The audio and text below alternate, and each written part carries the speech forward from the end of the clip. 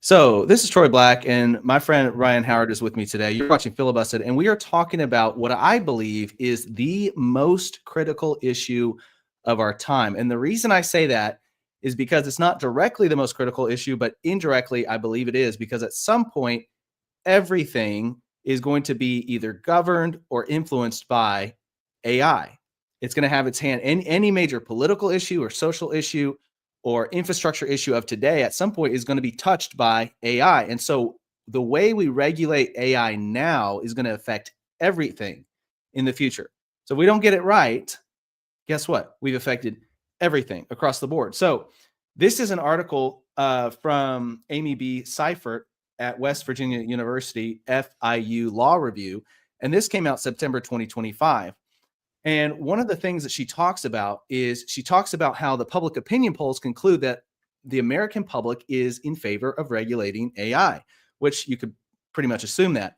But also many technology companies publicly claim that they would also welcome regulation. They think it's a good thing. Many of the CEOs of the biggest AI companies have said, yes, it needs to be regulated. Some of them have warned us about the dangers. Yet the United States has struggled to enact federal comprehensive AI regulations beyond a short-lived executive order. Why is that? Why is that? We're going to get into some of those reasons. This article highlights 6 key reasons why AI is so difficult to regulate. And at the moment, what we're seeing Trump versus DeSantis in a way, because DeSantis is representing the states in a sense of trying to regulate AI. Trump is representing the federal government trying to regulate AI. But here's the 6 reasons. AI is a global issue, so it's difficult to regulate on a national level. It's not a discrete issue. It's developing at a speed that is unprecedented. Lawmakers largely lack the technical expertise effective AI regulation requires. All these things are found in this review. And then there's also a currently high-profile hostility toward federal regulation. So some people don't want it regulated. But here's the one that I think is the most important. The stakes of getting the regulation wrong are so large that paralysis results. And isn't that what happens in life sometimes, Ryan, where it's like, wait, if I don't do this right, it's going to be really bad. And so we don't do anything at all. Right. And so that's why I would say we should err on the side of caution for now. And I think DeSantis is trying to do that, right, with the regulation, that he's trying to propose. So what does that look like, Ryan? Yeah. So, we start out talking about Trump coming and saying that Troy's showing here is my YouTube channel called Cutting Edge Faith. And that's my other podcast. And I go deep into some of these things from a faith-based perspective on understanding the times and like why you need to know what's going on here, why it's consequential, because a big part of the problems we have today in our political leadership is that we have uninformed and unengaged electorate. Of course, you're watching this show Filibusted with us.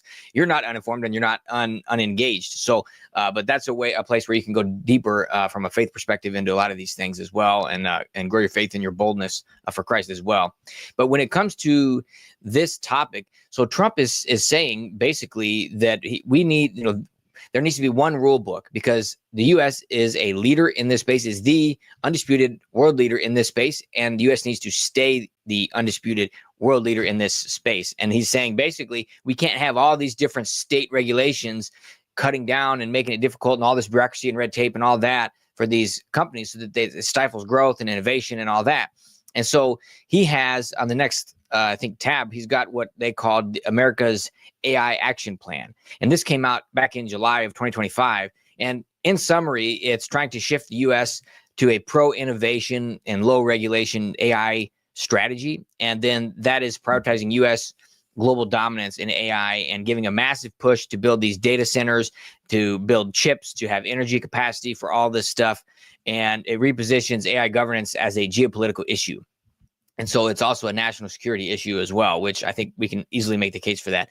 But it centralizes the federal standards for this. But, that sounds great on paper, but what does it actually, what do the details actually look like? And Ron DeSantis has come out, of all people. And normally you would think it would be red versus blue, but here we have red federal government and we have red state government coming out. And so DeSantis is saying that an executive order doesn't preempt state legislative action. And so it means just because he's doing this executive order doesn't mean we can't be taking action at the state level.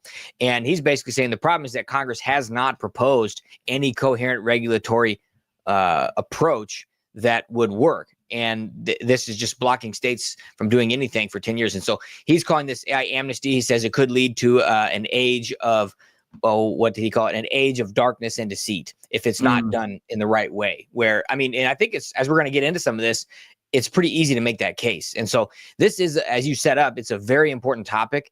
And we're going to talk a little bit about what's really at stake here and what DeSantis has done. And so do you want to get into that now, where what he's actually doing? Or is there, no, I think you're going to get in. Well, we're going to jump into the Bill of Rights, which is what he's proposing, right? Essentially an AI Bill of Rights, which I think is absolutely critical. We should have already had that, but I want to just briefly touch on what do we currently have, right? So here's a couple things real quick. We have, and this is nuts to me, because it's like one of the biggest issues of our time, AI development. AI regulation should be one of the major concerns of the politicians and the lawmakers, right? But what have we done so far? It's 2025, mind you. It's not 1985 when all the movies about AI started coming out in the books. It's not 2010 when all the AI started exploding. It's not 2020, right, when AI became a major player on the world scene. It's 2025. We should be already in the saddle, right? And here's what we've got, right? In the federal government, we have 3 current major laws. Now, there are others. This is not comprehensive, but these are the 3 main ones. You're going to hear how inadequate this is. We have existing the Federal Aviation Administration Reauthorization Act, which includes language requiring review of AI in aviation. That's pretty pathetic. That's one of the major 3. It includes language requiring review of AI in aviation. Here's the second one: National Defense Authorization Act for fiscal year 2019, which directed the Department of Defense to undertake various AI-related activities, including appointing a coordinator to oversee AI activities. That's pretty pathetic. Yeah. And then the National AI Initiative Act of 2020, which is a little better, but it focuses on expanding AI research and development, and created the National Artificial Intelligence Initiative Office that is responsible for overseeing and implementing the U.S. National AI Strategy. So that's a little better. It's a little bit more overarching, but still, it doesn't even mention anything about AI regulation. It's just AI development, and we're going to oversee this, try to implement AI into our infrastructure, apparently, essentially in our government. And so we've seen some of that take place recently with the rise of Palantir, some of the government contracts, all that kind of stuff. But where's the regulation, right? Where's the law? Where are the laws on the books that say what it can do, what it can't do, how to protect people's rights? And that's what we're about to get into. Yeah. So I think one of the things is we're going to get into just what they're even talking about in Florida is this digital Bill of Rights. And I think you've got a link there about this. But when you think of this is an AI digital Bill of Rights. I think it's maybe the next one. But this is just about, if you think about property rights, that's really what we should have already had, a general digital Bill of Rights. And if you think about property, like you buy and sell property, there's regulations around that, and there's rights that have to be protected, and there's ways people can't come on and use your property without your authorization. And so they're doing that with our data, with all this kinds of stuff. So that's a whole nother topic, but this is sort of a subtopic within the idea of a digital Bill of Rights. And so what DeSantis and the Florida is doing is they're pushing toward, and this is coming, they're expecting more coming out in 2026, but it's basically establishing consumer rights around AI. So that would include data privacy, parental controls, limits on how AI can use personal identity, like your name, your likeness, and your image without your consent. It would be requiring disclosures when people interact with AI. So, for example, with a chat bot or on an intake form or something like that, and when a user is talking to AI or on a phone call, it prohibits AI-based licensed therapy or mental health counseling. So, in other words, it bans unregulated AI pretending to be a mental health professional. And so you can't deceive people with that. It protects minors using AI, so it allows parents to review child's interactions with AI chatbots and gives parents control over access of everything that they're doing and monitoring that behavior. It puts limits on data and privacy misuse, and so AI providers can't share personal information. A lot of these are general digital Bill of Rights that should already be in place, but it also restricts AI use in insurance claims. So in other words, it prohibits insurers from using AI as the sole basis for claim denials. And so that's a big one where we've even seen videos yesterday about taking over the healthcare industry, how AI is going to be doing a lot of that and displacing a lot of people in that industry as well. And so he's saying that it really around AI infrastructure and data centers is also a concern. So it's preventing Floridians from having to bear the cost of AI infrastructure. And so, in other words, the utility companies having to have that and then passing it on and that sort of thing. And it blocks taxpayer subsidies for big tech data centers and gives local governments veto power over data center construction. So if the federal government comes in and says, or the county or whatever comes in and says, we're going to put this data center here because that's the best place, then the local government can veto that, which you might be thinking, what do you mean? That's not already the case? Well, evidently not. And so it also protects natural resources and water supplies and those sorts of things. So, he says, like I said, without this, there's a potential age of darkness and deceit that comes in if AI goes unchecked. And so the idea is he's arguing that the states like Florida have the responsibility to protect families, children, consumers, and seniors as well. And especially if the federal regulations end up being weak or preemptive against the state regulations. And so this is a big mess and something needs to be done. And we can't piecemeal this thing together. But at the same time, there's lots of concerns over a federalization, centralized thing, just as we have with anything. Yeah, I mean, that's a comprehensive list. So I want to hone in on a few of these, because I think DeSantis and his team are recognizing something that many people are just ignoring right now, and just like hoping for the best or hoping that somebody else comes up with a solution. So number one, when you talked about requiring disclosure when people interact with AI, I just thought of a friend of mine who's in ministry recently told me about how he has AI set up to answer people's phone calls when they call into the ministry, right? And they chat with this female AI that helps them and like talks to them and stuff, and like directs them to where the resources they're looking for, that kind of thing, and they've had people interact with them in person, come to the ministry in person and talk to them and say, hey, what's her name? I talked to her on the phone. She's so nice. I want to talk to her. And they have to say, oh, that's AI. You weren't talking to a real person. And they kind of laughed it off. And they were like, oh, I can help you set up something like that. And I was like, I don't want that. Like, I don't want, it's like, and if I had it, I would feel ethically concerned enough to have to disclose that, like I would not want people thinking they're talking to a real person when they weren't. Another one that is very concerning to me is the AI-based licensed therapy or mental health counseling. Like, it's the same problem we have with the AI medical advice that's happening online, where you're talking to a chat bot and it's giving you medical advice. But it's like, if that advice goes south and goes bad, who takes the blame for that? Right? Like, who takes the blame for AI in, giving somebody who has a mental health issue advice and that not working out well? Like, is that on the company? Is that on the AI company platform that's behind the AI, or is it on the company that was offering those services, AI-based services? I mean, it's like that. Somebody that should be a last resort. That someone with mental health issues is talking to AI, because we've seen how AI can actually screw up people's mental health when they weren't messed up in the first place.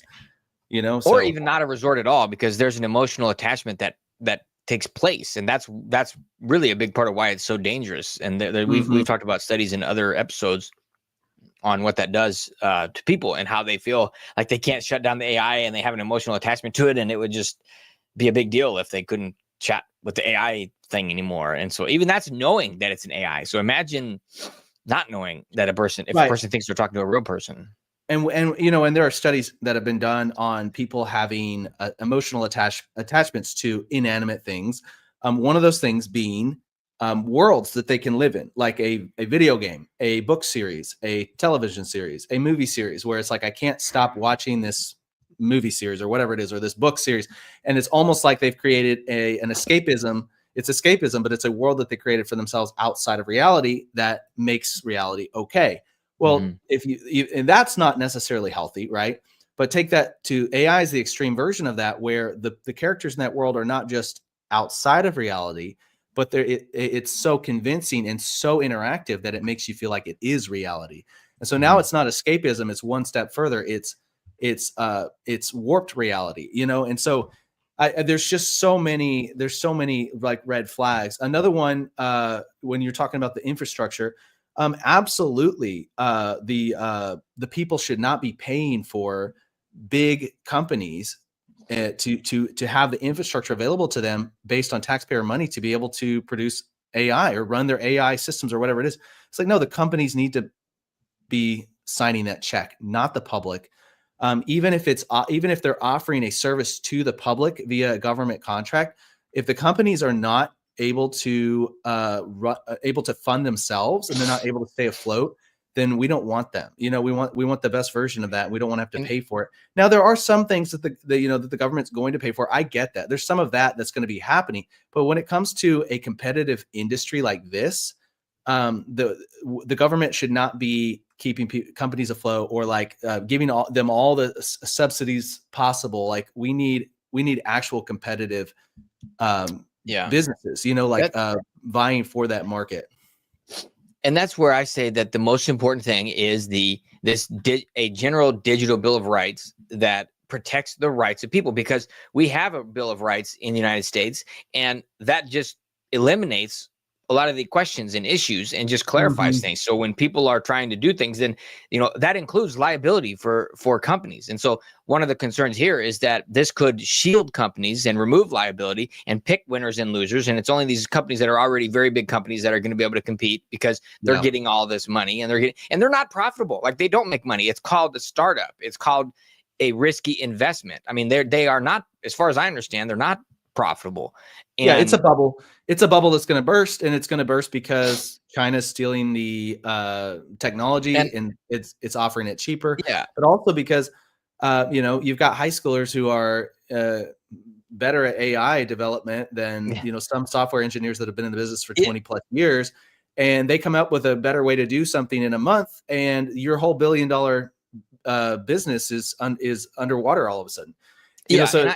It's just it's a new it's the Wild West of technology, right? It's uncharted territory. And I think the taxpayers shouldn't be fitting that bill, when people make a big mistake like that.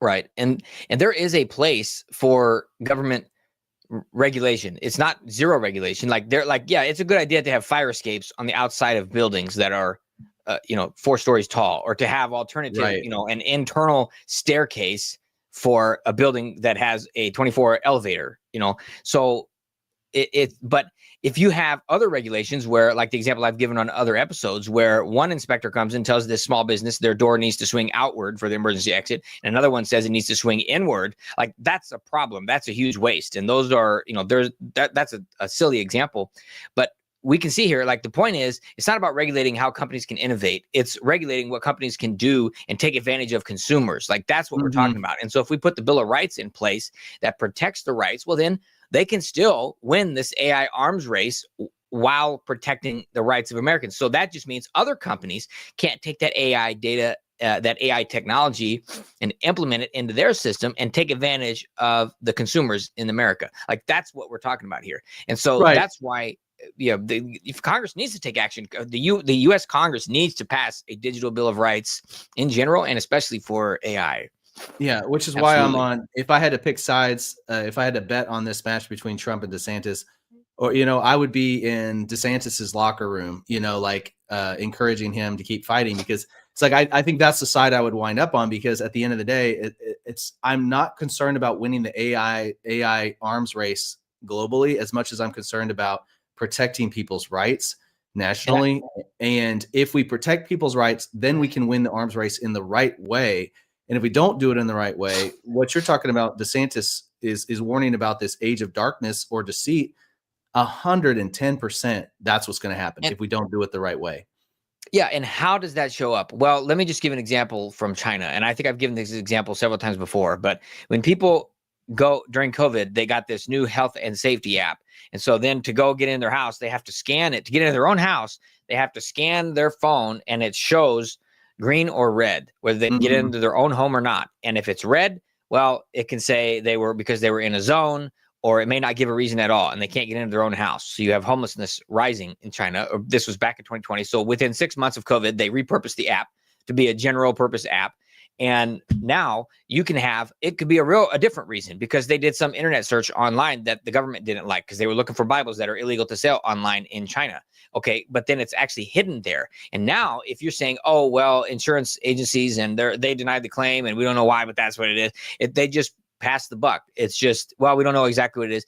And that seems like a simple thing. But then it comes down to, well, this person can't give a payment because XYZ happened, but the real reason is hidden. It's not really there. And that's where you start talking about open source and all these kinds of things. And so and the problem is, without a Bill of Rights in place, that citizen has really no way to have recourse, to be compensated. So there's no interest in the company to do things the right way, other than just moral interests. Right. What protects the American citizen more than almost any other nation in the world? Now, I know there are some nations that are similar in the way the government's set up, but it's our Constitution and it's our Bill of Rights. And without that, we're standing in front of the judge in a court case, and we don't know which way it's going to go. We don't have anything to fall back on and say, no, you can't do this to me because of this, or no, they can't do that to me because of this. That's what we always wind up falling back on, and it's a protective force that's needed, and it's especially needed in the AI arms race. Yeah, and that's where I say we need to be engaged and informed electorate, because we know that the communication, Sections 230 of the Communications Act, that is the confusing thing where they're saying, oh, our social media platforms, are they platforms or are they publishers? So they kind of get the benefits of both and the negative aspects of neither. And so they don't they have liability protection, but yet they can censor what content is on their platform. So that's kind of like a phone company or an internet company is not going to be held accountable if somebody's doing illegal things on using their phone, the phone that they pay them to use. But that is way different than them, choosing these phone calls can't happen and that phone call can't happen. That's the platform versus the publisher. And so that's where we have the social media. So my point here is that we haven't seen Congress take action on that because one, the lobby from the big players, and second, that even the Biden administration, the Biden regime used and abused that industry to violate First Amendment rights of U.S. citizens. And so that was a big deal. So you have the government and big business working together. And so with something as straightforward as that, we haven't seen action taken on it. I don't know if I have that much hope that the government's going to be taking action on this, but we do need to be speaking up and putting people in place that are willing to do that. And that's why we need to be engaged and informed and putting people in office that will do that, or holding their feet to the flame, so to speak. If 10 people reach out to a representative or a senator on one issue, like that's a big deal. Like a lot of people aren't reaching out. And so reach out to your senator and your representative. Yeah, it can start moving our politicians. Yeah. Okay. So this is what's happening right now, because you're talking about the regulations that should be in place on a federal level, especially when it comes to, this AI Bill of Rights. Well, the states currently are trying to handle this because it hasn't been handled on the federal level. So this is the AI Watch Global Regulatory Tracker in the United States, and this is updated in September of 2025 this year from White and Case. And it's just talking about some of the laws, regulations that are currently taking place in the state levels. And so this year alone in 2025, this may shock some people, but others maybe not so much. But all 50 states, including Puerto Rico and the Virgin Islands and Washington, D.C., have introduced legislation on the topic of AI this year. All 50 states. So people on the local level or the state level are recognizing the need for it, but why haven't we done anything on the federal level? That's the question, right? 38 out of those 50 states have enacted or adopted over 100 measures when it comes to concerning AI this year alone. And so that's insane, right? That's insane. It's a huge issue. The states understand it. The populace understands it. And hopefully we're waking up to it more and more and more. Ron DeSantis understands it. And this is, I know President Trump's never going to hear this, but this is my appeal to anyone who's backing Trump's decision right now to try to, stop the states from regulating this, is if you're not going to do it, then you'd better let the states do it, because we need this. We absolutely need this. Here's 3 quick examples. Okay. And this is, and I'll give you the actual issue that they're addressing with this. So this is the first one: is Arkansas attempted to address the intellectual property concern. And they enacted legislation this year that clarifies who the owner of AI generated content is. That should be done on a federal level. Here's another one. Montana attempted to address the unintended consequences concern, which is kind of what Ron DeSantis is talking about, this age of darkness or deceit, right? And so they enacted the right to compute law, which sets requirements for critical infrastructure that is controlled by an AI system.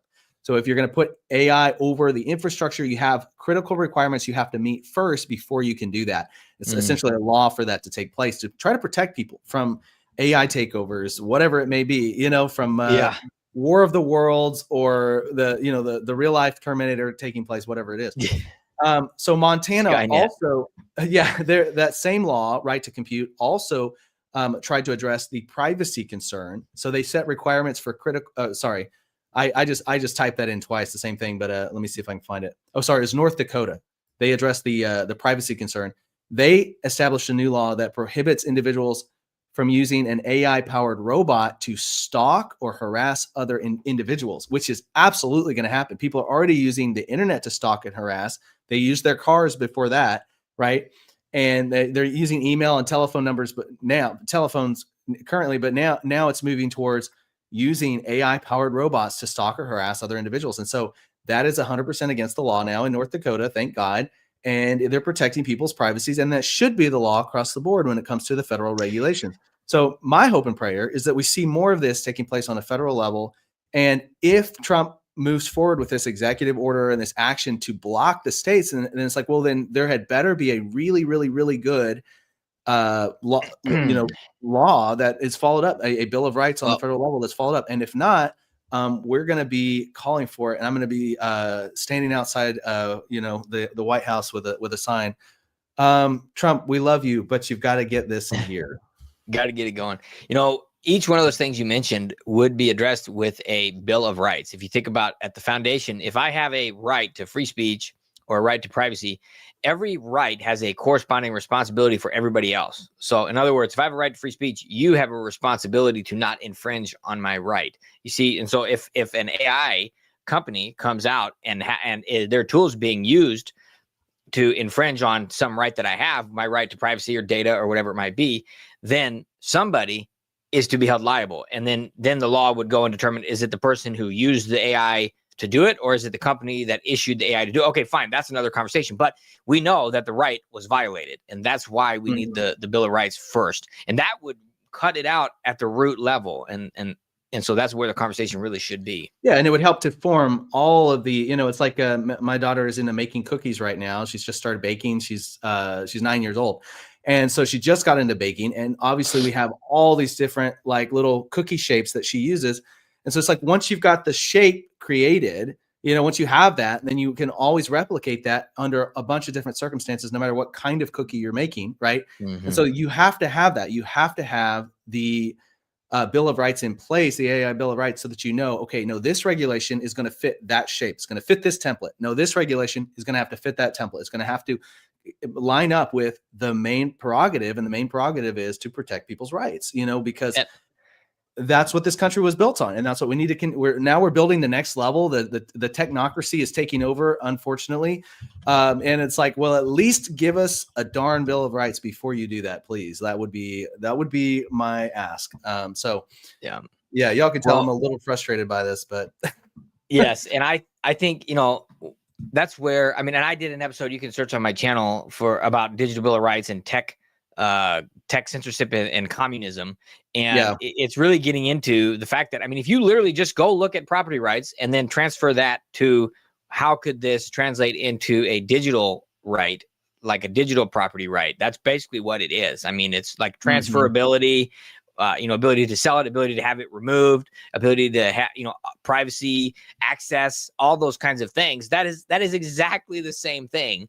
And Bill of Rights, like these property rights, come from the Bible. They come from God. Like they were, government protects our rights. That's their job. And so if we have these rights inherently by being people, well, then government needs to be protecting them. And so not just piecemealing, like I said, each one of those things you listed, they have to list those out, because there's not a digital Bill of Rights right now. And if there was, we could eliminate a lot of the issues that we have. So, well, let us know what we need to watch for. Let us know what we need to watch for, Ryan, in conclusion, and we're going to wrap this up. Yeah. So we want to be paying attention to what's coming out of this. And I think we're going to see, Congress is going to be pushed to act, and whether they're going to respond or balk at it, remains to be seen. We know states may be suing the federal government because a lot, like you said, every single state, we know they're not all going to just sit there and be quiet when this executive order says oh, well, those aren't any good anymore. Well, obviously there's going to be lots of things, both red and blue. And that's what makes this very interesting. We might see a knockdown, drag out fight, you know, an actual smackdown between Trump and DeSantis here. I don't know, but we might see it. Yeah. And I think, you know, and I wonder if this is part of a thing to get Congress to act, and if Trump is doing this, or you know, if this is really the issue, or if he's just sort of, this is a part of his playbook where he's trying to get action taken that he wants taken, and if they're not going to do it, he's going to do something to get them to do it. And hopefully that's the case. Sure. But you know, we'll also see hopefully that is the case. You know, sometimes he does that. Obviously, he draws attention to something in order to get people to move. So if that's what's going on, if that's what's taking place, that would be awesome. Yeah. And I'd say finally, you know, we're obviously going to see tech companies continue to have a lot of say in this and say what they want. And I'm skeptical of 110% of what they say and their motivations and all that. And so, because they are still, they have billions of dollars behind them. But like you said, they are still new companies, right? Like these companies are still essentially ideas that could bust at any moment, you know? And so the big investors behind those companies are going to be saying, no, y'all have to make money no matter what. I put $1 billion into this. I put, you know, $500 million, whatever it is. It's like, y'all have to make money, you know? And so this has got to turn around and be a net positive. Right. And so they are willing to do almost anything to get that to happen, you know, and we need to be aware of that and essentially protect ourselves from that. Exactly. And we know, and how can a company be operating if it's not profitable? Well, I mean, if somebody gave you $100,000 to start a company and you're every month losing money, well, you still have that 100,000 you're drawing on. That's really as simple as that. And so, or you're going to new investors and you're selling parts of the company off, and you're diluting it, but you're continuing to get investment, which is what's happening with the AI, you know, companies. Like they just keep getting more and more people pouring money in, and at some point that's gonna burst. It will run out. And the thing is, all of these companies, we've also talked about this on the show, they all are aware of the risks of AI, and none of them are taking serious actions to address those risks. And they're hoping that they make a ton of money before they have to do that. You know, exactly. Like let's hurry up and go.